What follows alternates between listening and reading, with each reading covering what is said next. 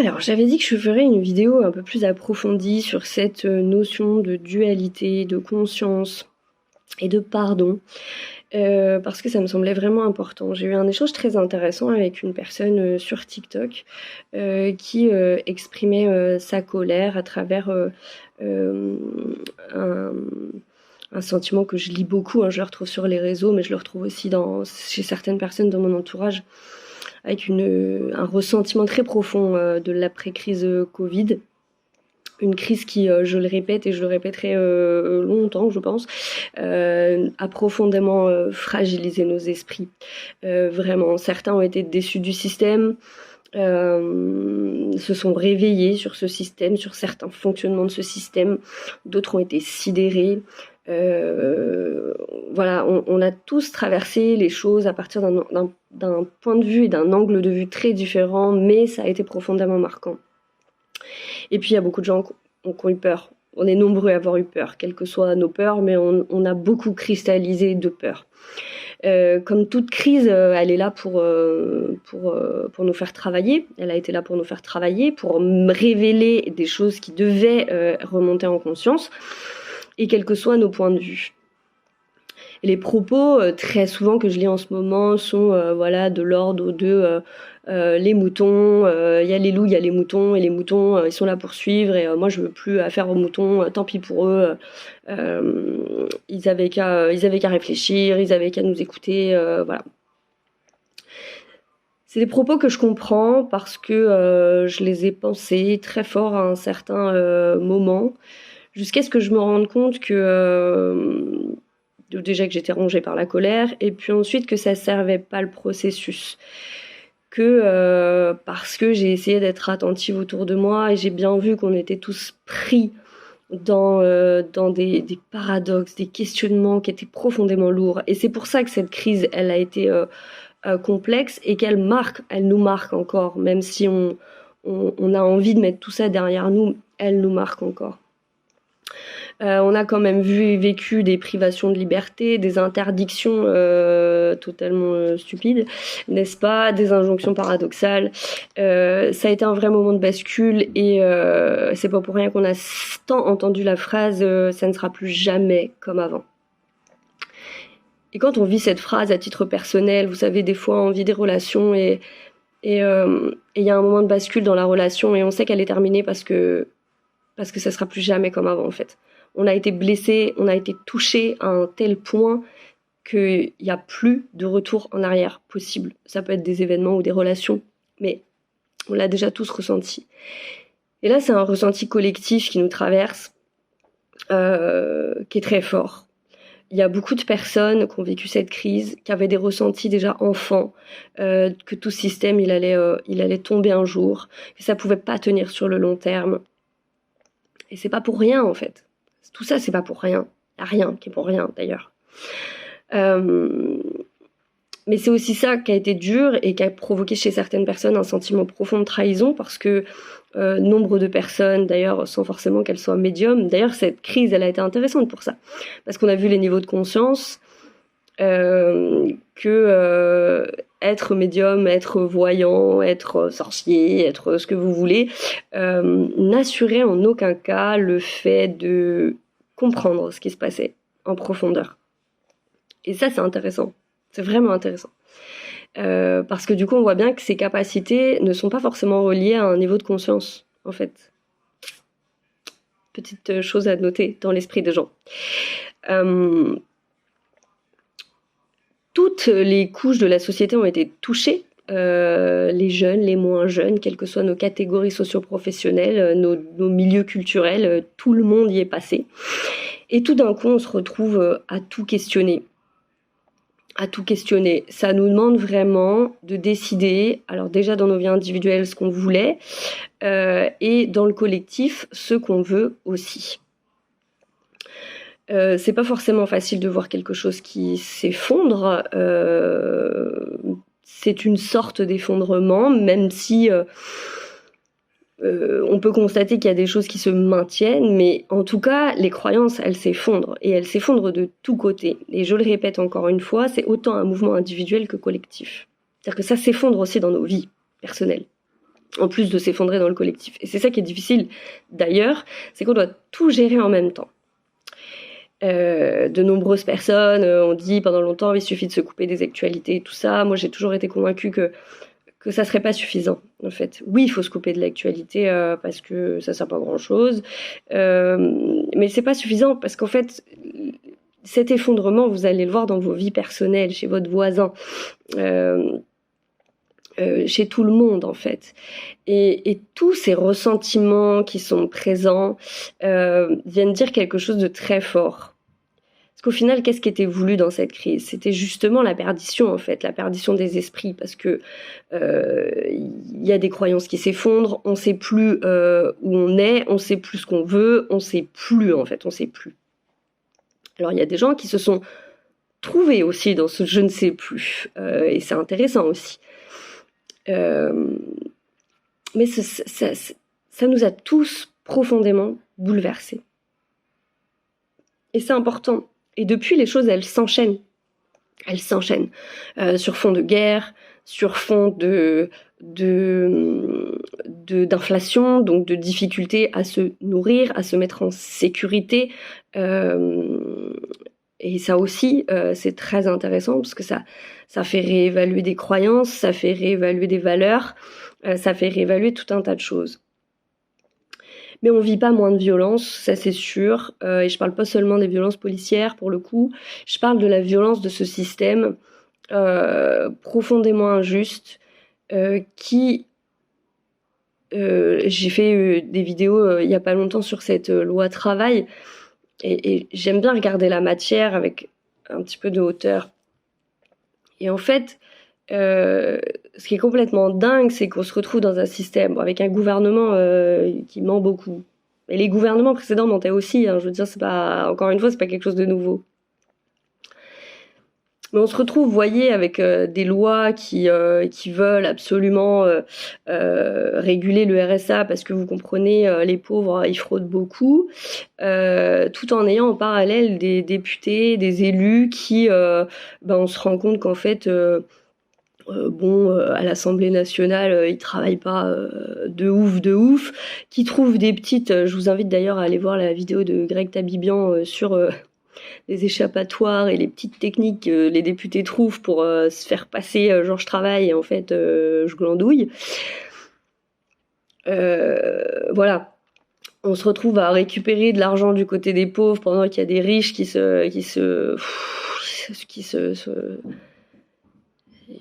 bouffent les ressources des 3/4 de la planète. Enfin, vous voyez, il y a une dichotomie qui est de plus en plus forte. Et cette espèce de dualité extrême là, elle s'extrémise justement. Et on se retrouve à regarder le monde comme ça et se dire, mais c'est n'importe quoi. C'est n'importe quoi. Et dans ce n'importe quoi, il y a beaucoup de choses à analyser, mais j'ai presque envie de dire, il y a beaucoup de choses à ressentir. Parce que analyser, vous trouverez toujours le pourquoi du comment, en fonction du prisme vers lequel on se place, voilà. Mais quand on ressent qu'il y a quelque chose qui va pas, qu'il y a quelque chose de pas normal dans tout ça. Et c'est ça qui est important. Et cette violence-là qu'on vit, elle est pas moins présente. Elle est pas moins présente. Donc on va précariser toute une partie de la population. On va les culpabiliser parce que c'est tellement plus facile de culpabiliser. Pendant que les gens qui sont représentatifs normalement de nous, je veux dire, c'est des gens qui travaillent pour nous normalement. Vraiment, faut pas inverser les valeurs, faut reprendre les choses dès le départ. Et voilà. On parle de sens civique beaucoup en ce moment par rapport, je sais pas, aux casseroles, au fait d'aller interrompre des élus quand ils font des discours. Mais quel est le sens civique quand on a des représentants qui mentent, qui volent et qui agressent sexuellement? Parce que pour le coup, on en a eu quelques-uns quand même. Même avec des suspicions, ça devrait pas. On l'a perdu. Depuis longtemps, on a perdu cette notion d'exemplarité. Et je crois que c'est le cœur du problème. C'est le cœur du problème parce que si on se replace à l'échelle individuelle, c'est des choses qu'on ne tolérerait pas dans nos vies en fait. Donc si on ne le tolère pas dans nos vies, on peut pas le tolérer dans le collectif, c'est encore moins possible. c'est encore moins possible. Et moi, ce que je pense, et ce que je vois, et ce que je perçois, et ce que je reçois, c'est que on a beaucoup de divergences d'opinion, hein. On est nombreux à pas être d'accord. Il y a beaucoup de zones qui nous différencient, de divergences de pensée, de croyances, d'opinions. Mais je crois que pour la première fois depuis longtemps, on a l'opportunité de se mettre d'accord sur certaines choses. Et c'est ça la puissance de ce qu'on vit en ce moment. C'est véritablement ça la puissance de ce qu'on vit en ce moment. Et après, je fais confiance au travail intérieur pour réguler certaines choses. Parce que là, on nous fait croire que ce qui nous divise, c'est la peur de l'étranger, les pauvres qui profitent, les riches qui sont méchants, alors que voilà, on essaie de rendre les choses tellement caricaturales que c'en est ridicule véritablement. Et on a pour une fois l'opportunité de tomber d'accord ensemble sur un niveau d'exigence. Collectivement, ce qu'on traverse, c'est de quitter la médiocrité. On le voit dans nos vies personnelles. On nous demande de quitter la médiocrité. On nous demande d'espérer plus pour nous. Et ben, c'est exactement ce que vit le collectif, en fait. C'est exactement ce que vit le collectif. On mérite de meilleurs représentants. On mérite beaucoup plus. Alors effectivement, ça demande un effort collectif de la part de chacun. Et l'effort collectif de la part de chacun, c'est de se sentir concerné par ce système, véritablement. De plus se dire, je délègue mon pouvoir à d'autres personnes qui vont décider à ma place, parce qu'on le voit bien, on le fait depuis des années, et ils décident mal. À force, ils décident mal. À force, et c'est cette question du pouvoir inscrit dans ce karma de soumission, domination, dans toutes les civilisations, il aura posé problème.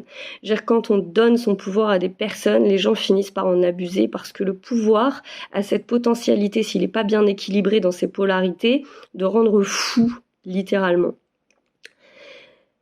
Et c'est ça qui monte en conscience à l'heure actuelle sur la planète. Mais quelles que soient nos divergences d'opinion, qu'on soit d'extrême gauche ou d'extrême droite, ce qui est vrai pour tout le monde, c'est que là, nos représentants ne nous connaissent pas. Tous, hein, je parle pas seulement des macronistes, je parle de tous les représentants là. Ils ne nous connaissent pas, ils se sont perdus, je pense, dans le système... ils se sont perdus dans un système de croyances qui englue. Ils ne nous connaissent pas, ils connaissent pas nos besoins, ils ont perdu les valeurs, ils se sont égarés, comme l'ensemble de la population d'ailleurs. Et je crois que toute cette colère, tous ces questionnements, cette désillusion, cette fatigue, elle est normale, mais qu'elle doit nous servir à rebondir. On est tous des graines, on est tous des possibles pour ce monde. On est nombreux, de ma génération, mais pas que, de la génération d'avant, la mienne, et encore d'avant, et celle d'après. Enfin bref, dans toutes les générations, il y a des graines. Il y a des gens qui sont venus là pour réformer ce monde.